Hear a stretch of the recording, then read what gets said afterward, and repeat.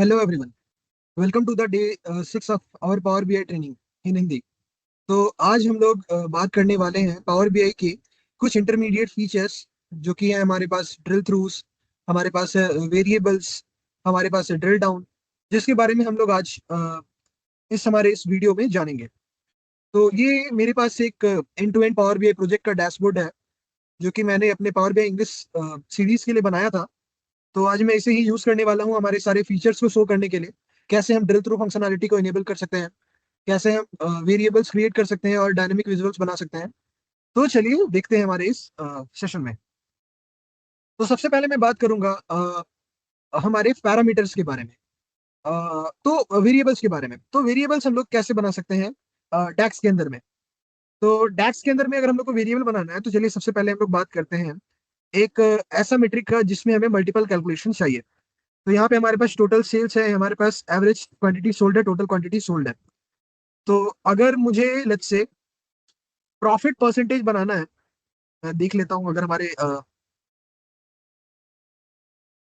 Sales fact के अंदर में अगर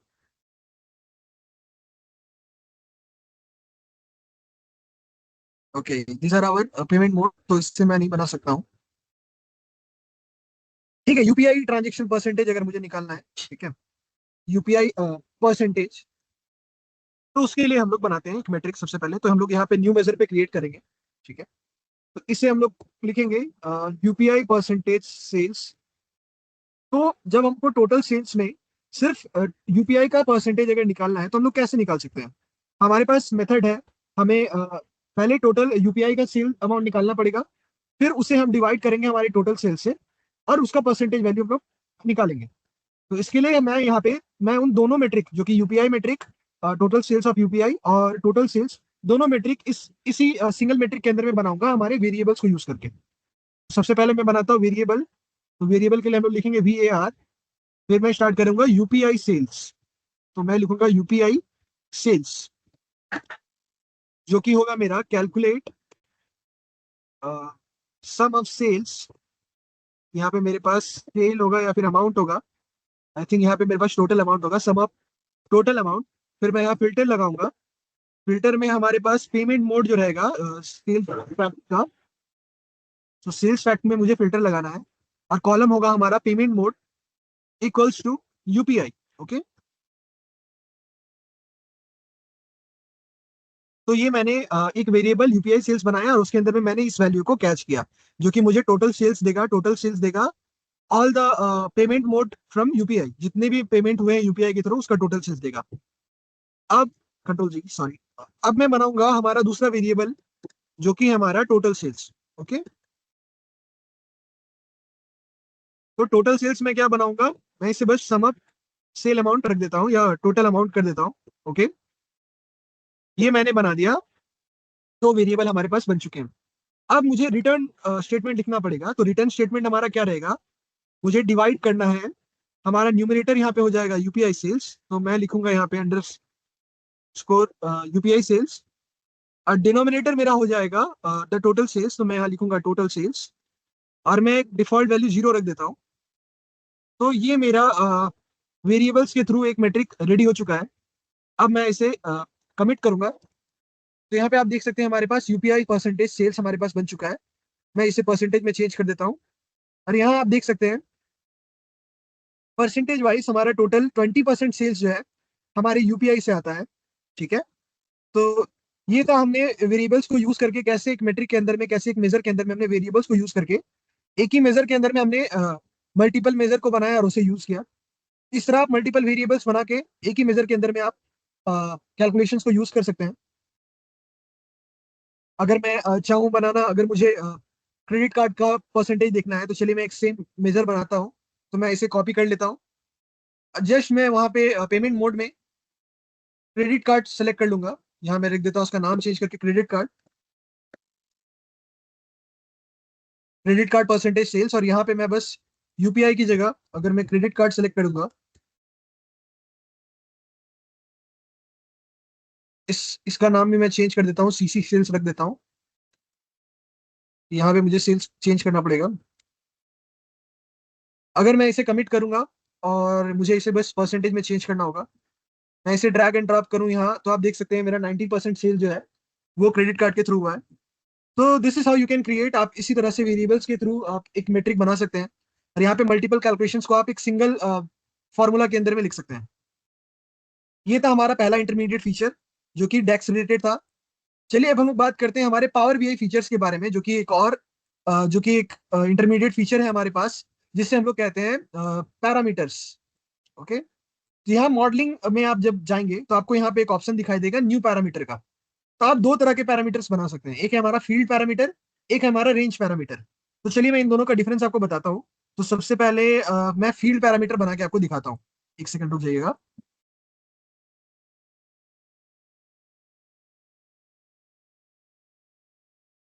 इसकी बॉर्डर जानने में मुझे प्रॉब्लम हो रही थी। तो मैं पहला एक पैरामीटर बनाता हूँ जिसे मैं नाम दूंगा फील्ड पैरामीटर का। चलिए, तो मैं मॉडलिंग में जाऊंगा, मैं न्यू पैरामीटर में क्लिक करूंगा, मैं फील्ड सेलेक्ट करूंगा।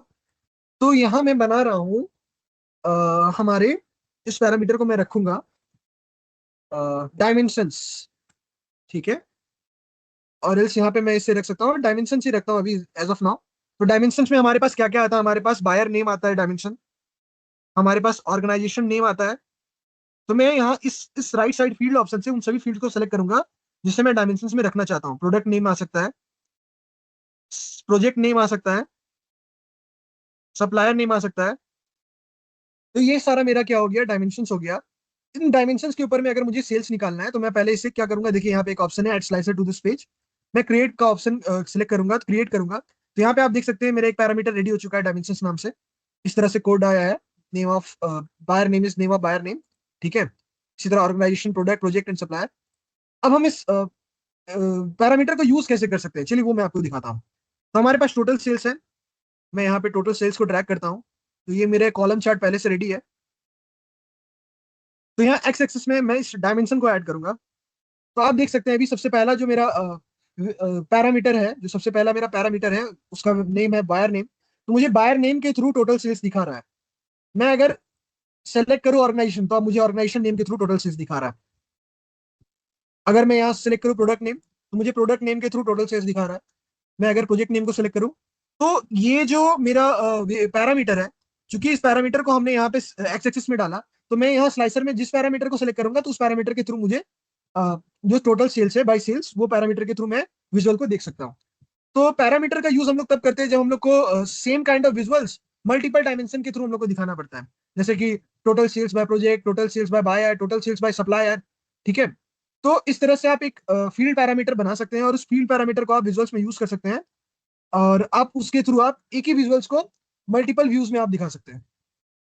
ओके, जैसा कि आप देख लेते हैं यहाँ हमारा अ, जिस भी पर्टिकुलर डायमेंशन को हम सेलेक्ट करेंगे उस हिसाब से हमारा टाइटल भी डायनेमिकली चेंज हो रहा है। तो ये ही हमारे पास बेनिफिट है, जो कि एक बहुत ही अच्छा इंटरमीडिएट फीचर है पावर बीआई का, कि हम फील्ड पैरामीटर बना के मल्टीपल फील्ड्स के थ्रू एक सिंगल मेट्रिक को शो कर सकते हैं। ठीक है, चलिए अब हम बात करते हैं हमारे दूसरे पैरामीटर टाइप के बारे में। दूसरे पैरामीटर टाइप जो कि है हमारा न्यूमेरिक रेंज। तो न्यूमेरिक रेंज कुछ नहीं होता है, ये बस हम एक स्लाइडर बना सकते हैं जिसे हम लोग हमारे दूसरे मैट्रिक्स में यूज कर सकते हैं। ठीक है, तो चलिए मैं बना के दिखाता हूँ। पैरामीटर का नाम मैं रखता हूँ सेल्स थ्रेशोल्ड। ठीक है, सेल्स थ्रेशोल्ड। ओके, इसका मिनिमम मैं रखता हूँ, चलिए मिनिमम यहाँ मैं रखता हूँ 1000। मैक्सिमम मैं रखता हूँ 20,000। इंक्रीमेंट में करता हूँ इसे 500 पे। ठीक है, तो यहाँ आप देख सकते हैं जैसे ही मैंने स्लाइसर क्रिएट किया तो एक सेल्स थ्रेशोल्ड मेरे पास स्लाइसर बन गया। ओके, जिसमें मैं आप देख सकते हैं यहाँ वैल्यू मैं जिस हिसाब से इसे बढ़ाऊंगा ये 500 के मुझे क्या बोलते हैं उसे डिफरेंस में मुझे वैल्यूज को सेलेक्ट करेगा। चलिए मैं अब इस सेल्स थ्रेशोल्ड को हमारे किसी मेजर में लेता हूँ। तो मुझे एक मेजर बनाना है, हमारे टोटल सेल्स इस सेल्स थ्रेशोल्ड से ग्रेटर है वो मैं बनाता हूँ। चलिए, तो मैं एक मेट्रिक बनाता हूँ यहाँ पे, और इसका नाम मैं रखता हूँ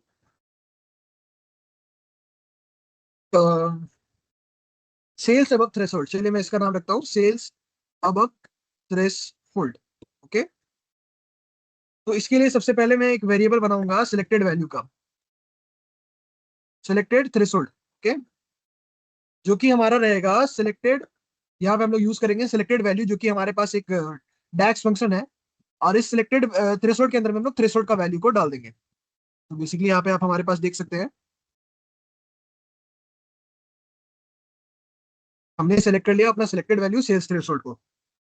अब हमें रिटर्न क्या चाहिए, तो मैं रिटर्न स्टेटमेंट लिखता हूँ। अब रिटर्न स्टेटमेंट मुझे क्या चाहिए, मुझे चाहिए कैलकुलेट द टोटल सेल्स। यहाँ पे हमारे पास टोटल सेल्स पहले से ही है, sorry, total sales, and total sales मुझे कैलकुलेट करना है। फिल्टर मुझे क्या चाहिए, यहाँ पे फिल्टर चाहिए मुझे product, so values from product, मुझे उन प्रोडक्ट्स के ऊपर में फिल्टर लगाना है जिनका सेल दैट सेलेक्टेड थ्रेशोल्ड से ज्यादा रहे। ठीक है, डिम प्रोडक्ट, प्रोडक्ट नेम। ठीक है, यहाँ पे मुझे फिल्टर क्या लगाना है, मुझे फिल्टर लगाना है total sales should be greater than जो हमारा सिलेक्टेड वैल्यू है। ठीक है, तो हमने जो वेरिएबल यहाँ बनाया है जो कि अंडर्स, ठीक है, इसे मैं सेलेक्ट कर लूंगा। तो ये हमारा मेजर बन चुका है, और उस मेजर के अंदर में हमने अपना थ्रेशोल्ड को सिलेक्ट कर लिया है। तब बस मैं एक प्रोडक्ट और एक विजुअल बनाता हूँ। जस्ट अ सेकेंड,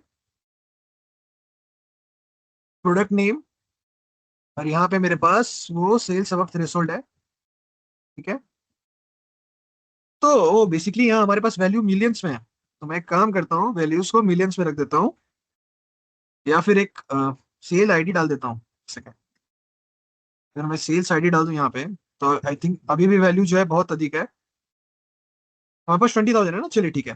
तो अगर मैं यहाँ पे 7,000 10,000 रखूंगा, तो जो भी सेल्स मुझे दिखाई देगा जो 10,000 के ऊपर है, आप देखिए सिर्फ वही दिखाई देगा। चलिए मैं एक काम करता हूँ, थ्रेशोल्ड वाले को सबसे ऊपर कर देता हूँ। तो मेरे पास सबसे हाईएस्ट सेल क्या है, 4,75,000। मैं उसे कर सकता हूँ, एक सेकंड, यहाँ पे मैं जाऊंगा, 1,000 की जगह मैं इसे रख देता हूँ, नहीं 1,000 तो ठीक है। हाईएस्ट जो है मैं इसे रख देता हूँ 5 lakhs, 2 3 4 5। और जो इंक्रीमेंट है वो मैं करता हूँ 1,000 का इंक्रीमेंट रखता हूँ। अब बना देता हूँ, ठीक है। अगर मैं इसे यहाँ तक रखूँ,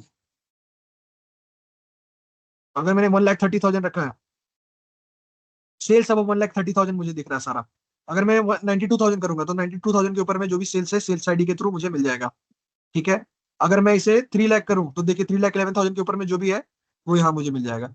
तो इस तरह से अगर मैं चाहूँ इसे फिल्टर करने का उस पर्टिकुलर थ्रेशोल्ड वैल्यू के ऊपर में, जो कि कभी कभी हमारी रिक्वायरमेंट होती है, तो मुझे उन सभी प्रोडक्ट और सेल्स आईडी मिल जाएगा उस पर्टिकुलर प्रोडक्ट का, जिसे मैं फेच करना चाहता हूँ। तो ये हमारा एक दूसरा इंटरमीडिएट फीचर है, जो कि हमारा फील्ड पैरामीटर और हमारा न्यूमेरिक पैरामीटर है। अब हम लोग बात करते हैं हमारे ड्रिल थ्रू फीचर के बारे में और ड्रिल डाउन फीचर के बारे में। तो बेसिकली पहले हम लोग ड्रिल थ्रू के बारे में बात करते हैं। ठीक है, तो ड्रिल थ्रू फीचर कब हमें जरूरत होता है, पहले वो बताता हूँ। जब भी हमारे पास कोई डैशबोर्ड होता है, और उस डैशबोर्ड में हमारे पास बहुत सारे रिपोर्ट्स होते हैं, बहुत सारे डिटेल्स होता है, बट हमें किसी एक पर्टिकुलर डिटेल रिपोर्ट का डिटेल वैल्यू चाहिए होता है, तो हमें ड्रिल थ्रू रिपोर्ट चाहिए होता है, यानी हमारे डिटेल रिपोर्ट में ड्रिल थ्रू फंक्शनैलिटी इनेबल होना चाहिए होता है। जैसा कि मैं एक एग्जांपल देता हूँ कि अगर मुझे एप्पल का एआई इनोवेशन लैब प्रोजेक्ट का ब्लू स्काई होल्डिंग्स का डेटा चाहिए। ठीक है, मैंने यहाँ एप्पल सेलेक्ट किया। ठीक है, उसमें मैंने एआई इनोवेशन लैब प्रोजेक्ट का ब्लू स्काई होल्डिंग्स का टोटल डेटा देखना चाहता हूँ, टोटल सेल्स देखना देखना चाहता हूँ। तो मैं यहाँ टोटल सेल्स के ऊपर में अगर क्लिक करूँ, तो ये मुझे सिर्फ उतना ही रिपोर्ट दिखाए जितना मुझे देखना चाहे। तो इस फंक्शनैलिटी को हम कैसे इनेबल कर सकते हैं, आइए मैं आपको दिखाता हूँ। तो जिसमें मेट्रिक को मैंने यहाँ यूज किया है, जैसे कि यहाँ पे मैंने टोटल सेल्स मेट्रिक को यूज किया है, साथ ही साथ यहाँ मैंने फील्ड में इंडस्ट्री को यूज किया है, यहाँ मैंने फील्ड में कैटेगरी को यूज किया, टोटल सेल्स को यूज किया, यहाँ मैंने सप्लायर। इन सभी फील्ड्स को मुझे अपने डिटेल रिपोर्ट में, जब भी आप डिटेल रिपोर्ट में जाएंगे, तो आप इस विजुअलाइजेशन पेन में जब स्क्रॉल डाउन करेंगे, नीचे की तरफ जाएंगे, तो आपको एक ड्रिल थ्रू का ऑप्शन दिखेगा, और वहां पे आपके पास नीचे में बहुत सारे फील्ड्स को ऐड करने की जगह दिखेगी। मैं आपको एक नॉर्मल पेज में दिखाता हूँ, जैसे कि इस पेज में आप देख लो, यहाँ पे add drill through field share का ऑप्शन रहेगा। तो आपको क्या करना है, आपको उन सभी फील्ड्स को यहाँ ड्रैग कर देना है। जैसे कि मैंने सेल्स को रखा है, buyer name, headquarter country, product name, project name, supplier name. तो मैंने सभी को यहाँ पे सेलेक्ट कर लिया है। तो इससे मुझे क्या होता है कि मैं जब जब भी किसी मेट्रिक के ऊपर मैं यहाँ राइट क्लिक करूंगा फिल्टर करके, और मैं ड्रिल थ्रू पे क्लिक करूंगा, तो मुझे इस फिल्टर के थ्रू मुझे यहाँ पे ड्रिल थ्रू रिपोर्ट दिखेगा। Okay, got it.